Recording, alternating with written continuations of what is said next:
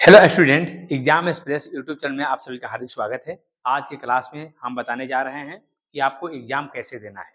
फरवरी में आप लोग का एग्जाम है, तो एग्जाम कैसे देना है आज की क्लास में आप लोग को हम इसी पर डिस्कशन करने वाले हैं। सबसे पहले आप एग्जाम हॉल में जाएंगे, तो जो टीचर होंगे उस एग्जाम हॉल में टीचर अपना इन्फॉर्मेशन देंगे, क्या क्या आपको करना है, कैसे करना है। वो सारे इन्फॉर्मेशन को ध्यान से सुनना है। सुनने के बाद में आपको क्वेश्चन पेपर ओपन करने के लिए बोला जाएगा। आप क्वेश्चन पेपर ओपन करेंगे, तो सबसे पहले ऑब्जेक्टिव क्वेश्चन का आप लोग अटेम्प्ट लेंगे। ऑब्जेक्टिव क्वेश्चन में क्या करना है, बात को समझिएगा। ऑब्जेक्टिव क्वेश्चन आपको सबसे पहले आपको मिलेगा, तो आपको सबसे पहले क्वेश्चन देखना है। यानी कि जितना क्वेश्चन होंगे ऑब्जेक्टिव, सारे क्वेश्चन अभी जल्दीबाजी में देखना है कि कौन-कौन से क्वेश्चन एग्जाम में आए हैं।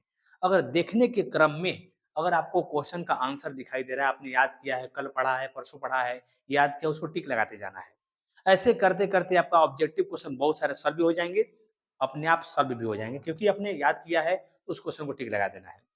इसके बाद में ज़्यादातर प्रयास करना है अंतिम से ऑब्जेक्टिव बनाने के लिए।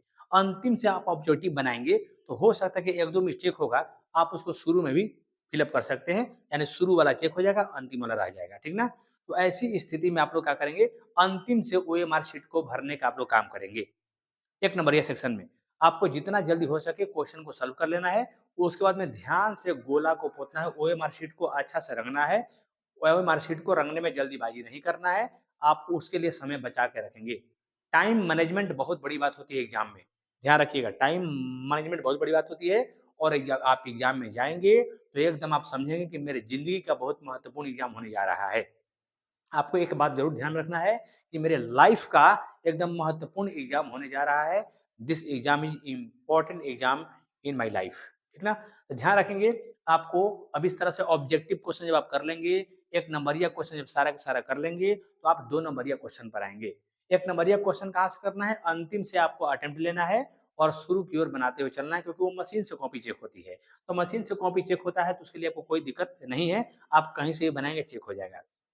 उसके बाद आप 2 नंबरिया क्वेश्चन में आएँगे। तो 2 नंबरिया क्वेश्चन में जो क्वेश्चन आपको समझ में आता है उसको बनाना है। बनाने के बाद में एक क्वेश्चन अगर आपका सॉल्व हो गया, उसके बाद में कम से कम 3 लाइन का गैप छोड़ना है और 3 लाइन में जो तीसरा लाइन जो लाइन बनेगा, उस लाइन पर ऐसे आपको कर देना है, ऐसे पेन आपको चला देना है। उसके बाद में आपको निचला क्वेश्चन बनाना है। ये खत्म होगा, फिर 3 लाइन छोड़ना है और जो बीच वाला लाइन होगा वहाँ एक पेन चला देना होगा, फिर आगे। यानी कि फॉर्मेट बाय फॉर्मेट आपको क्वेश्चन देंगे। आप क्वेश्चन बाय क्वेश्चन फॉर्मेट बना-बना के आप लोग कॉपी में लिखेंगे। जितना ही सजा के लिखेंगे उतना ही अच्छा होगा, ठीक है? आपको 2 मार्क्स वाले क्वेश्चन में क्या करने हैं, ध्यान दीजिएगा। पहले सबसे पहले हेडिंग बनाना होगा।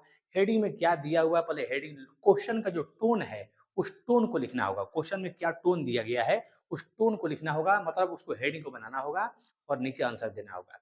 इसके बाद में आप 2 नंबरिया क्वेश्चन जितना पूछेगा, 1-2 ज़्यादा क्वेश्चन भी आप लोग चाहेंगे तो बना सकते हैं। 1-2 ज़्यादा क्वेश्चन भी आप लोग वहाँ पर बना सकते हैं और खूब सुंदर-सुंदर राइटिंग में आपको लिख कर के देना होगा। इतना ध्यान रखिएगा, ठीक ना? और देखिए, बहुत लोग क्वेश्चन करते हैं कि सर मेरा हैंडराइटिंग खराब है। हैंडराइटिंग खराब है तो कोई दिक्कत नहीं है। आपको अपठनीय नहीं लिखना है, माने ऐसा नहीं लिखना है जो कि आपको पढ़ा नहीं जा सकता है।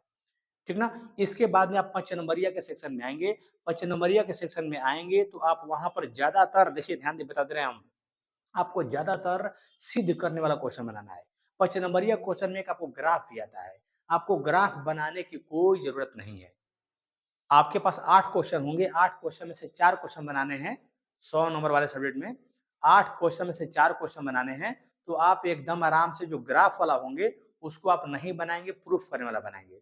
और प्रूफ करने वाला आपसे नहीं सॉल्व होगा, तब जाके ग्राफ वाला में आप काम लगाएँगे, ठीक ना? कोशिश करिएगा कि प्रूफ करने वाला क्वेश्चन बनाएँगे। क्वेश्चन प्रूफ करने वाला जो होता है, उस पर ज़्यादा मार्क्स आने की संभावना होता है। जो सिद्ध करने वाला क्वेश्चन होता है, उस पर फुल में फुल मार्क्स दिए जाते हैं, इतना आप लोग ध्यान रखेंगे। और बात ऐसा है, ध्यान दीजिएगा कि जैसे मान लीजिए आप एग्ज़ाम में गए और 2 नंबरिया चाहे 5 नंबरिया बना रहे हैं, ठीक ना? इस बात को दिमाग में रखिएगा, ठीक ना? एक पहला क्वेश्चन आपसे नहीं बना, कोई बात नहीं है, दूसरा नहीं बना, कोई बात नहीं है, तीसरा आपने बनाया, फिर चौथा बनाया, 5वां बनाया, 8वां बनाया, 12वां बनाया। ऐसे आपको क्रम से बनाते जाना है। कोई क्वेश्चन आपको अगर मान लीजिए कि आपने दूसरा नहीं बनाया है, चौथा बनाया है और चौथा के बाद आपको दूसरा याद आ गया, तो उसको याद आ गया तो अभी नहीं बनाना है। पहले ऑर्डर में सब बना लीजिए, पहला, 5वां, 8वां, 12वां, 15वां, ऐसे ऑर्डर में बनाइए। इसके बाद बीच में से कोई बनाना है, आप बनाए हैं उसके बीच में से बनाना है, तो उसको लास्ट में बनाना होगा। ठीक ना? वैसे कॉपी चेक करने में टीचर को सुविधा होगा और आप जानते होंगे कि कॉपी चेक करने में जितना सुविधा होगा टीचर को, उतना ही आपको भी सुविधा होगा, आपको भी अच्छा नंबर मिलेगा। कॉपी इतना सजा के लिखना है कि कॉपी चेक करने में टीचर को दिक्कत नहीं आए, क्योंकि टीचर के पास सारी चीज़ का आंसर शीट होता है।